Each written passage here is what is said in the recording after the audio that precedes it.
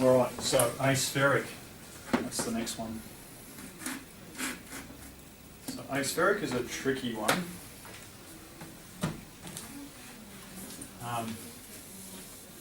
As well, because it's conceptually quite difficult. Aspheric, as you saw from the little handout thing, I might get someone to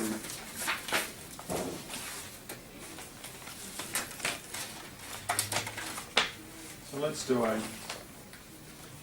comparison, I guess, of aspherics. Well, first thing we can notice about aspherics is here's 1,5 index aspherics. Is that lined up okay?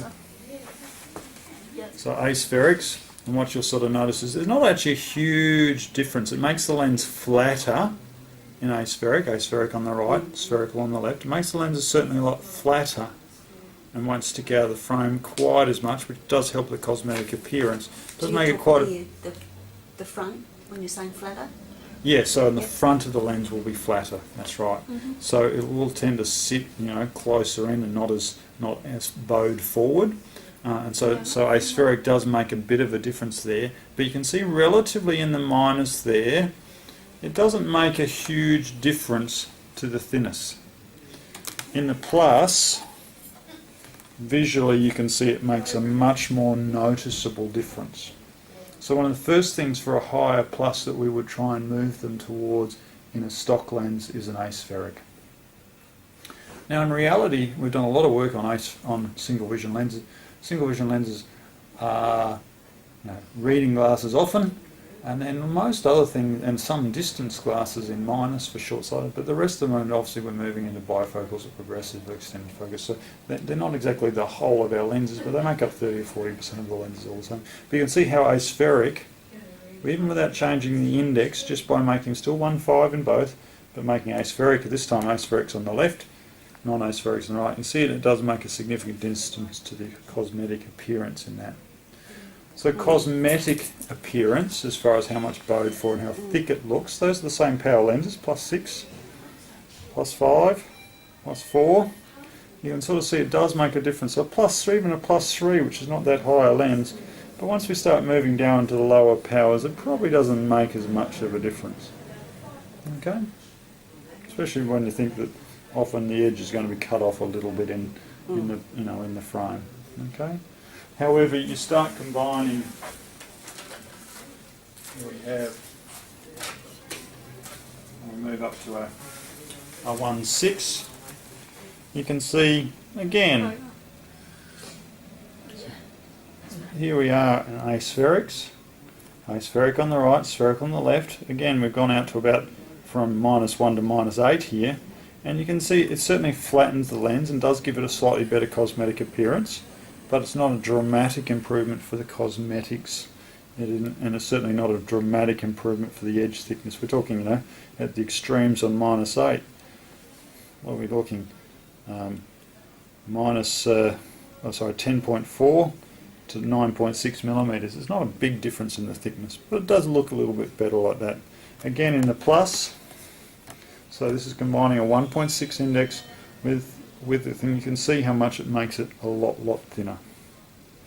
Okay? So we're using that example before of cutting out for a child. I mean here, still if they've got a really small blank size, it's going to look a bit thick. Here it's still going to look better, but it's still going to look a bit thicker. We might be able to chop a bit more off the edge there if it's a really small, but if they've got a size where there's not really much extra overhang with the lens anyway, it's not going to make much difference. So using aspheric in stock is a really good way of improving the cosmetic appearance of the lens. However, aspherics are not just about cosmetics. They are about the function and control and distortion as well. So there is a cosmetic appearance with aspherics, which is probably easier to explain and look at. The improvement in vision is much harder to explain. And therefore harder for your clients to understand and harder to sell to people sometimes, because it is harder to see why that it would be the case. Right, so this will probably be our last one for the day, and then we'll stop. Let's So aspheric. Now, first of all, can you tell me which lenses on our lens mat are aspheric? Or Sure. Yeah, we've got a 1.6 UV. so you're saying in our single vision So in stock, single vision stock, yes. we have some options that are aspheric. There's a Yep. 1.6, A 1.67, a 1.74,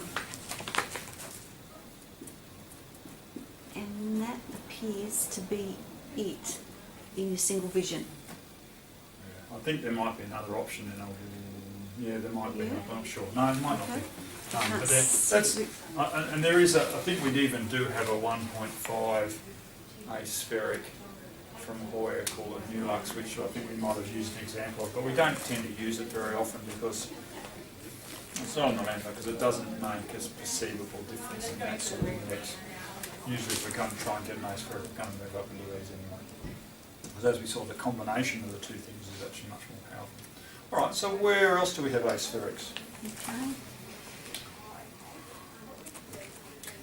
We've got them in the grind, single vision grind, at a 1.53, Okay, yep. also a 1.6, a 1.7 and a 1.74. Are you sure? Is there another option there? Double check on the 1.5. Look at the far right column. UOSV free from custom super hydro matic AR. Oh, I'm sorry. Customised freedom single vision aspheric includes superior anti-reflection. Okay, so if you go for the anti-reflection coating, Yeah, there's you'll an get option them there as in. well. Yes. Okay, so that's so there's obviously a lot more options in the grind for aspheric. What else is aspheric? Keep flipping through the book. Yep.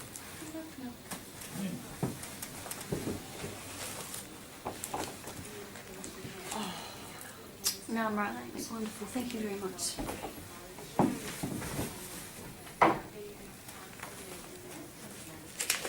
So maybe one or two options in photochromatic. Bifocals. Bifocals, all right, so Yeah. we've got bifocals. Do we have any aspherics in bifocals? We have a 1.53. It's A an one- aspheric, yep. Yes, a 1.6, Yep, 1.67, very good. and I'm just looking at progressives. Now, progressive's one of the It's a ones. Yeah, sorry. Okay, keep going. Yeah, no, there's none in there. So there's none in progressives, we think. Anna, what What's do we that, think? sorry? Progressives, can I have a Yeah, look? yeah, you sure can. I can tell you, you don't even need to look at the book. So it's a no. So no. So, no, it's a no, or No, it's a no. no, it's a no. Okay. Yes, it's Yeah. a yes. Don't confuse me. Is that because All they are progressives are aspheric. Oh, okay. Because aspheric, what it means is a variable changing curve across the lens. So spherical basically means it doesn't matter if you drew that circle out, start with whatever curve it is, if you're just going around it becomes a circle. Reduces spherical regularity. So spherical basically means it's a sphere. So if you like, it's just chopped off a section of it and it's a sphere. Aspheric means that because the curve actually starts to change rather than being just that curve, so this curve here, aspheric actually means rather than being the same curve over the way through, the curve starts to flatten or change. So aspheric means a changing curve, a non-spherical curve. Complex curve A profile. complex curve. What are progressives? We've got a graduation in power and change from the top into a reading area. So by their very definition, they're aspherics because they've got a variable change in focus across or curve across the lens.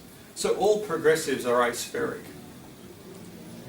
Okay, we'll write that So down. all progressives are aspheric. Now, how they use the aspheric and whether the front and back surface of the lens are aspheric, because if spherical, does that mean just front surface? Front surface aspheric? Or back surface aspheric? Or both? And if you actually look through the curves there's a couple of them that actually, like the 1.74 stock one, that was a double, it's a DAS. DAS stands for double aspheric, as in front and back surfaces were aspheric. So not only was one surface flattened, but both were. That gets a bit tricky. But these ones, if you like, the ones we were showing before on the little guide, they're actually only aspheric on one surface.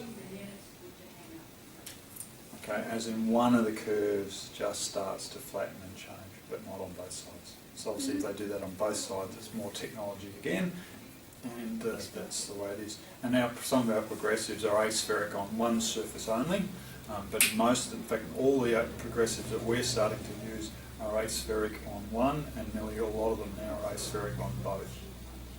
So all your premium progressives, the reason they're so good is that they're not just got an aspheric, technologically advanced cut surface on one surface, they've actually got that on both.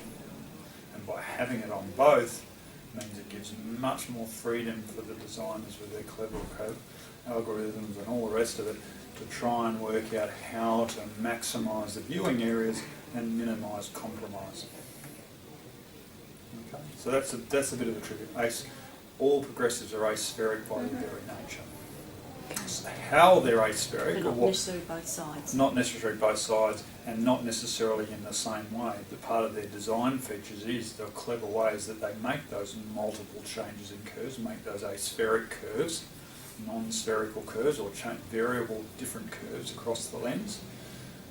And how they do that is where they spend millions of dollars of research in trying to make sure that they get the best lens, and then they market it to us and to the public to try and make sure that they can get the return for their investment in investing in that sort of technology to try and make a lens that's better and better. And there's no doubt about it, the progressive technology now is very, very clever, and the progressives are much, much improved on what they were 30 years ago, than 20 years ago, than even You about used to see 7 that years real line, didn't you?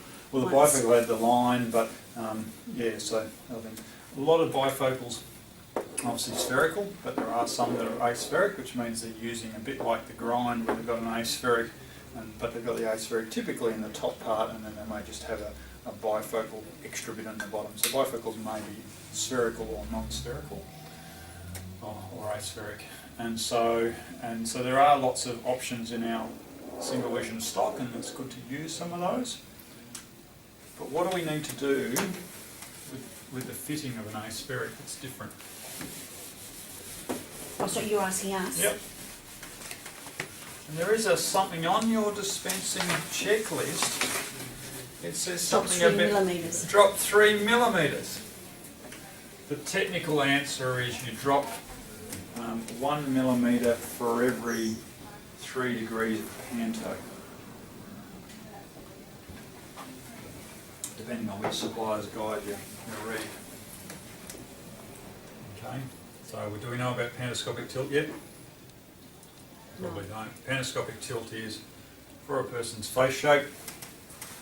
That's a lot of panto, as in the angle, rather than basically if we draw a line through the person's face, I you don't go, know. how does their frame fit compared to that? That's probably 30 degrees of panto. Like that, sort of 10 degrees of reverse panto. That's probably about, I guess, 8 to 10 degrees of, so it's just tipping forward at the top of pantascopic tilt. And all the glasses you fit with progressive you should be trying to aim to get people to have that little bit of 8 to 10 degrees of pantascopic tilt. So the top of the lens is just out from the bottom. And that's so that people, when they go to look down through the reading section, aren't looking obliquely through the lens on a funny angle, which in itself induces distortion, because the reading might be as clear as